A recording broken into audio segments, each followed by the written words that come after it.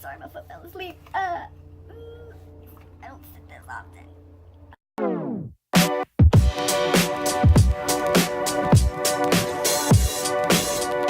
Hey guys, it's Becca from Books and Looks, and I am coming at you with another one of Becca's books. Today, I'm going to bring you my most requested review from my May book haul, which I will link down below for you. INK by Alice Broadway. About to start INK, and it is like the most beautiful cover I have ever seen. Look how pretty this cover is. It's so pretty, guys. And when you open it, I just love it so much. I don't really usually care about like books conditions and breaking spines, and this is the only book where I read it like this because I didn't want to like put any indents in this beautiful spine. So this book was recommended to me by Book Roast. I will go ahead and link her channel down below, and I don't even remember anything she said about the plot. I just saw how pretty it was and that it was a good book, and I was sold. This book is not available in the US. It's a UK book only, but I got it on Amazon, so I'll link a link for it down below if you want to look into purchasing it. INK is a YA fantasy novel. In this world, every time you have a life accomplishment or something big happens in your life, you get it tattooed on your body. And then there are certain marks that the government tattoos on you, for instance, like when you're born or if you're reprimanded, things like that. When you die, all your tattoos gets collected in a skin book and you are forever remembered. So that is what they live for. They live to be forever remembered through these skin books. So their markings are essentially their religion in this book.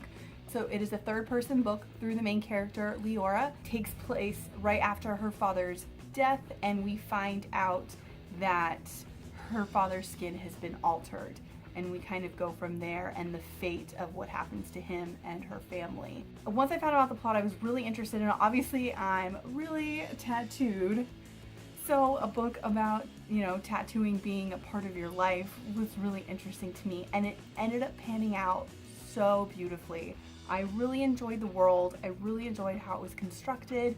She did a really good job walking us through this atmosphere. Something that I really enjoyed about the book was that she kind of brought us into the ideals of this society by putting in their children's stories. These fairy tales rock. I love the fairy tales. They're so cute. I loved their children's stories that she wrote. There are a couple that you might already be familiar with, and that are children's stories that we grew up with, but I love that you can see their society ideals and kind of what's going on in the book through these stories. I gave this book a 4 out of 5 stars. I was really entertained. I just love the world. I love how she wrote it and built it. She is really building this world really well for me. There are some holes in it, but it's very well done and very well written, and I'm getting really into it. Yes, this is me hiding in a staircase at my work for some peace and quiet where I read.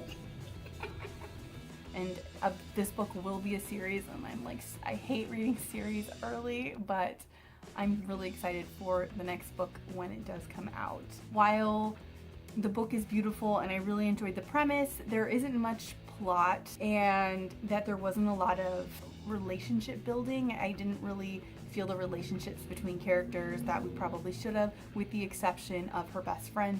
I really felt a connection with her best friend in the novel, Verity. Verity is Leora's best friend. I think that was like the one relationship in the book I absolutely believed, and I love female relationships in books. There's so many times there's like a female hate female relationship, and it just bugs me so much. So to see, you know, two best friends doing whatever they can for each other, building their relationship that they've had their whole life, and then not throwing it away for something stupid or small. I thoroughly loved that. I loved their relationship.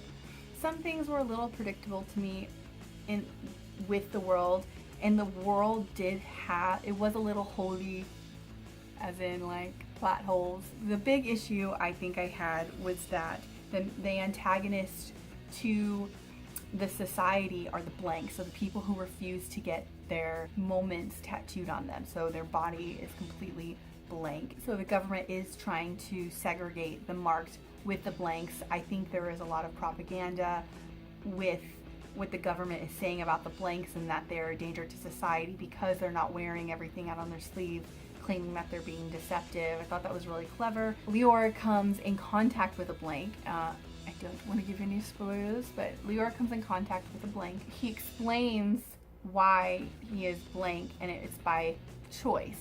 And to me, this was like a huge plot hole. I thought maybe they were blank because their skin just could not take ink. Obviously, there's a bit of a magical element to this story because Leora is a reader, which means she can kind of read between the lines of your ink. So if you have ink and stories on you, she can see, you know, the actual story, not just, you know, the what's imprinted on your skin. So just the fact that all these people, this whole kind is being segregated and ripped away from society because they refused to tattoo their life on their skin was not very believable to me. It became a little more believable as I went through the book because you get that their skin is their religion. That's how you were remembered, and you live to be remembered. Making the ink not being a choice, to be, you know, in poverty and homeless and shunned, I really couldn't fully grasp that people would go to that much lengths just to not put some markings on their body. I really did like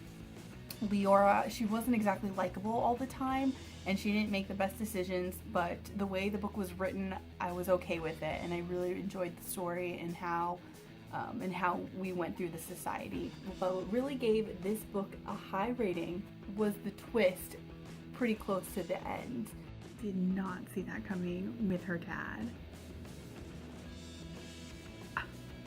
Was a what moment for me. I did not see it coming. I did not expect it. I've been reading a lot of thriller mysteries lately. Twists and turns have just been kind of, they've been a thing for me lately. So to get a twist that I was just really shocked at, that wasn't like something dark or deep, it was a reaction to something like that.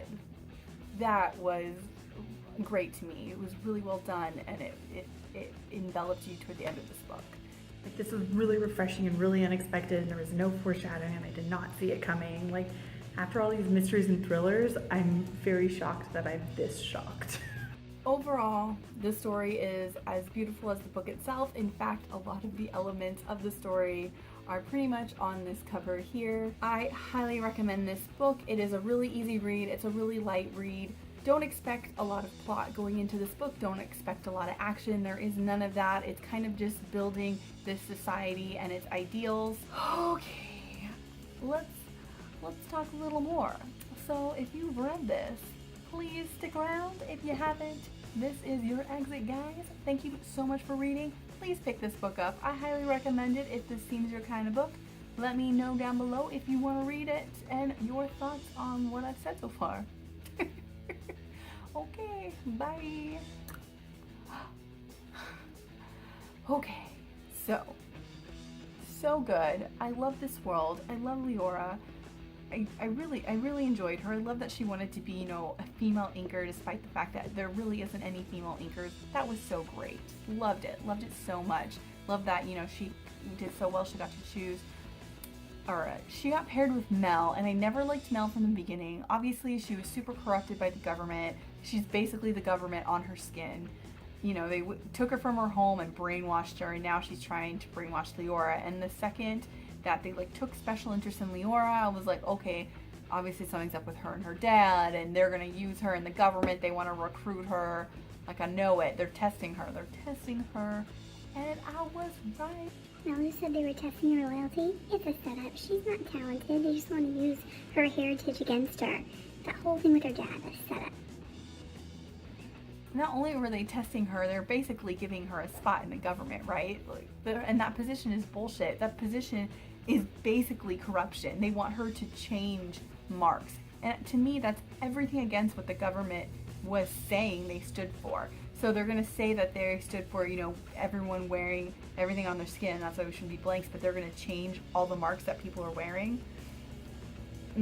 there's just something so wrong with that, and I think that was a brilliant move.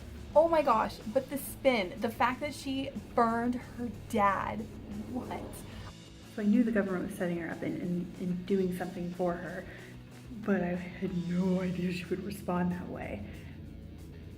I did not see that coming. I totally saw the setup. You know, I think everyone did. They hinted at it with, you know, the owl on the guy's chest. I did not see, I thought they were going to like condemn Leora and something's going to happen with that. I even maybe saw Oscar betraying her, maybe even Verity, although I already knew Verity's name meant truth before they said it in the end of the book, so I knew she was going to stay true to Leora. Leora's name means shine the light, by the way, or into the light, so I knew that she was going to bring to light some truth, so to speak, which did happen when we found out, you know, she's a descendant of the White Witch. By the way, the White Witch story, I really wish we could have they would have like kind of told us the truth, because clearly the beginning fairy tale is not the truth. I refuse to believe that the beautiful girl gets the happy ending and the ugly sister is the witch and is condemned. I hate that trope. I hate it. And I really, obviously there's a lot of mistruths to it because they depicted her as beautiful in the end. So why couldn't we get the real story before this book ended? Why? I called Oval right away. I knew he was a blank. Oval's a part of the rebellion. I know it, just watch. And he knows her dad. He does. Called it. He's a blank. A blank. Called it. I didn't know, I thought maybe he tattooed himself, but I didn't understand the blank versus marked thing. I thought maybe the blank was, I don't know, I didn't realize it was just people who chose not to get tattoos. To me, that's just such a weird, I still don't like that. I'm still like iffy about the premise of that being like the antagonist, you know, the rebel crowd. So, you know, the government is so deceptive in this book. It's like, I think it's crazy all the undertones of deception the government is giving. To me, I like, it's not, I didn't think it was very apparent, but the more I thought about it, the more and more deceptive they are. And they're giving her a job of deception. They are telling her they'll bring her dad back, which is either a lie to her or they're, you know, they're deceiving the whole town, which how often do they do that? The whole government was irky. I just wish we got to see a little more of that, because it was just like little specks of things, little specks. I want more, Again, we didn't see much of the governor. We just got like glimpses of him, like what was up with him, what was his story, why is he in a loincloth in the whole town when he basically lies to people. Didn't get that. Carl, what happened to Carl? They like built Carl's character. I thought he was gonna be this big thing, and I mean, he just like slips in the shop and accidentally hurts her, and then he tries to like warn her for something, and then that's it. So Carl was a bit of a letdown. Totally saw Oscar coming. Totally saw it coming, but I didn't see the fact that he like stole a second skin of her dad's. What was that skin, guys? What do you think it is? I don't know what it is. Why? So they stole not just his crow mark, but other marks? What else is missing? They didn't talk about that. They didn't touch on that. She didn't even tell us what this, she just said, oh, he handed me skin. What is on it? What's the mark? Thanks. I absolutely loved how this ended. I love that it ended with her basically rebelling and putting this giant crow across her whole damn body. It's the only mark that she has besides, you know, the government ones. Oh, they mentioned that she was marked with a purple dot. What does that mean? Marking who you are. We still don't really know who she is, so what does that mean? I don't know what that means. Like, you gotta tell me what that means if you're gonna put it in here, because you're not gonna have another book for a while, are you? Are you? So little plot holey here and there, or just, you know, things that weren't fully explained, but I loved it. I loved it so much. I loved when she got her inker job. I loved when she made her first mark. That was beautiful. I loved how it was all emotion and enveloping into the person. That's kind of how I feel when I get tattoos, or when I get tattooed by someone. When you have the right artist, you know, they're fully enveloped in this for you, and they're putting something permanent on your body that you're gonna wear, that you wear with you. I drew parallels to that. It was absolutely wonderful. Really, really enjoyed that part of the book. But how awesome was it that Verity helped them, like risked her job to help Leora. I loved that so much. I love that Verity was always on her side, and at the end, she did not leave her friend. Yes, you know, Leora had a bunch of shit and didn't even think about her and kind of screwed her over in her job, but when they went and they confronted each other and they talked it out, and they're like, you know what? Let me try to be there for you. Let me make this up to you. that is how friendship should be. I loved that so much. Her friend didn't just turn her back on her for one thing, and it was a big thing. It's not like some books where it's a guy or something stupid. Like, she almost lost her job, which has been her lifelong dream. Verity, you rock. You rock. On a high note, I loved all the tattoos that we got to see in the book and the meaning behind them and what the markings she drew were. I actually loved that it was on the cover because I would be reading and then I'd be like, oh, like the feather. Okay. That was so great. This cover is just great. Thank you so much for watching, guys. Mike will be back in our next video per usual. So if you liked this review and want to see more like it, give it a thumbs up.